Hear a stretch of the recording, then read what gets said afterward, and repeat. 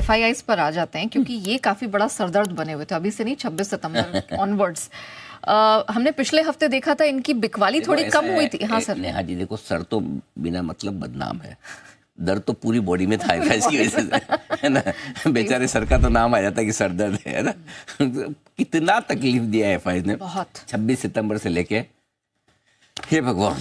ये इस बार फिर से कैश सेल्स का नंबर छोटा आया है, लेकिन वायदा में शायद उन्होंने बहुत बड़ी बहुत बढ़िया। देखिए एफआईएस के आंकड़ों का बहुत बड़ा असर है, और ये आंकड़े आप सिर्फ कैश में स्टैंड अलोन नहीं देखे। मैं इसलिए ना, आमतौर पर लोग है ना हमेशा कैश के आंकड़े देख के डिसाइड करते हैं, अरे ये तो अभी भी ले रहे, 550 पॉइंट निफ्टी बढ़ा फिर भी इन्होंने तो बेचा ही है, ठीक है, अभी भी बेच रहे हैं। ऐसे नहीं देखे जाते हैं नंबर्स को। जितना डिटेल में आप देखेंगे उतना आपको समझ में आएगा कि नंबर्स क्या कह रहे हैं। पहली चीज मैंने नंबर से 1278 करोड़ की कैश में बिकवाली की एफआईआई ने, सामने 1722 करोड़ की लोकल फंड ने खरीदारी की, तो मामला बराबर। अब आइए वायदा कारोबार में 3000 करोड़ के इंडेक्स फीचर्स खरीदे हैं। छोटी खरीदारी, बड़ी नहीं है, क्योंकि कई सारी शॉर्ट कवरिंग हो गई और फ्रेश खरीदारी भी हुई है, दोनों चीज हुई है, तो 3000 करोड़ की।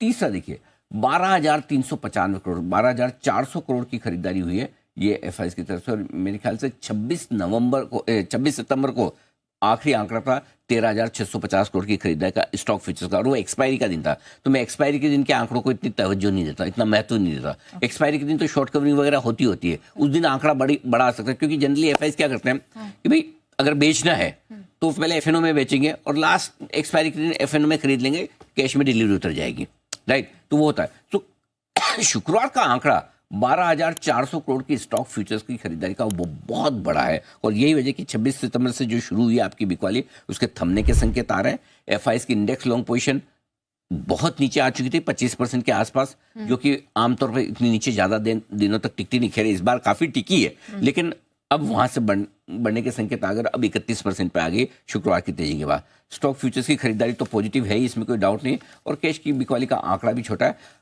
एक जो बड़ी चीज है नेहा, इस डेटा में समझने वाली बात है, जो 12,400 करोड़ का आंकड़ा क्या कह रहा है। आमतौर पर कभी भी देखिए एफआईआई अपना मूड बदलते हैं, खरीदारी या बिकवाली की शुरुआत करते हैं, तो एफआईआई पहले ये शुरुआत वायदा कारोबार से करते हैं। ऐसा क्यों? इसका रीजन है, बहुत बढ़िया सवाल है, क्यों।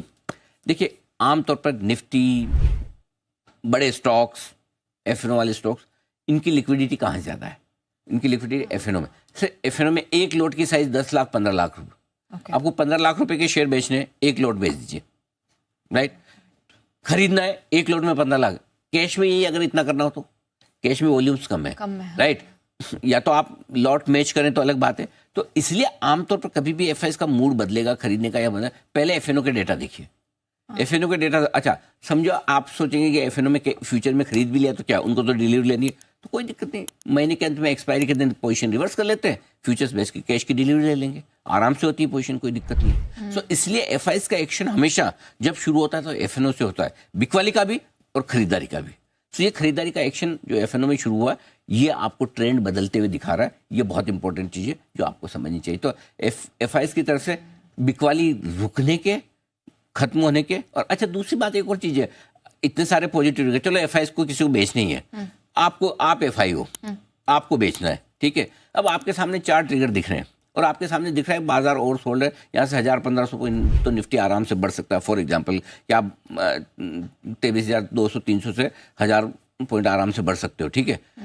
तो आप रुक के बेचोगे ना, अल्टीमेटली बेचना का मतलब कोई गुस्सा किसी को खुद थोड़ी निकालना है कि मतलब बेचना है किसी भी भाव में। दिख रहा है कि 1000 बढ़ सकता है तो मैं रुक के बेचूंगा, करेक्ट। सो इसलिए अब थोड़ा सा आपको एफआईआई की बिकवाली रुकने के भी संग, मैं ये नहीं कह रहा कि आज का जो हृदय परिवर्तन हो गया और कल से भर भर के खरीदना। पहले तो शॉर्ट कवरिंग करेंगे, शॉर्ट कवरिंग खत्म होने होते एक्सपायरी तक, इस एक्सपायरी तक, गुरुवार तक कहाँ बाजार पहुंचते हैं वो देखेंगे।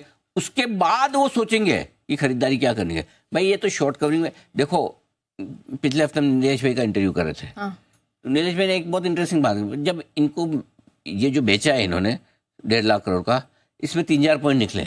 समझे जब 1.5 लाख करोड़ का खरीदने आएंगे, अगर वापस से कभी आए तो भाव क्या होंगे, ये भाव थोड़ी मिलेंगे। तो इसलिए अभी पहले देखते हैं, अभी शॉर्ट कवरिंग होने दो इस एक्सपायरी तक। फ्रेश खरीदारी का मूड इनका कब कैसे कितना बनता है, अब देखो जल्दबाजी थोड़ी, हड़बड़ी थोड़ी एनालिसिस करने की, आराम से कर लेंगे। देखिए साल का अंत आ रहा है, दिसंबर आ रहा है, दिसंबर जनवरी वो समय जब एफआईआई की तरफ से अलोकेशंस होते हैं एमर्जिंग मार्केट्स में, इंडिया में भी होंगे, अमेरिका में ब्याज दरें जब भी घटती है, एमर्जिंग मार्केट्स का अलोकेशन बढ़ता है। ट्रम्प साहब के आने के बाद चाइना के बजाय हमें प्रेफरेंस फिर से मिलेगी, हमारे वैल्यूएशंस भी ठीक हो गए, बाजार भी घट गए। और आप देखो, मैं आपको एक बहुत इंटरेस्टिंग डेटा देता हूँ। ये पूरे महीने में 26-27 सितंबर से जब से हमने करेक्शन शुरू किया, निफ्टी घट के 11% घटा था। ये परसों का सोच दो तो 8-9% घटा हुआ है निफ्टी, और डाउ 5% बढ़ा हुआ है। तो हम 13-14% नीचे चल रहे हैं अमेरिका से, रिलेटिव परफॉर्मेंस। गैप हमें फिल इतना गैप है। मतलब ऐसा थोड़ी कि अमेरिका अच्छा हम बहुत खराब है, हम थोड़े महंगे तो सस्ते हो गए। चलो मैं बोलता हूँ 14 नहीं 7% तो बढ़ सकते हैं। साथ ही क्यों? मैं वही बोल रहा हूँ। हाँ, आप नहीं, 14% का गैप है, हम 7% का गैप भी पूरा कर लें। करेक्ट। तो इसलिए मेरे ख्याल से थोड़ा सा इस समय आज के आज व्यू लेने के बजाय थोड़ा सा लॉन्गर टर्म व्यू लेना चाहिए, और एफआईएस के नंबर्स को अगले कुछ दिन तक आप आराम से देखिए। पहले शॉर्ट कवरिंग होने दीजिए, फिर हम देखेंगे फ्रेश खरीदारी।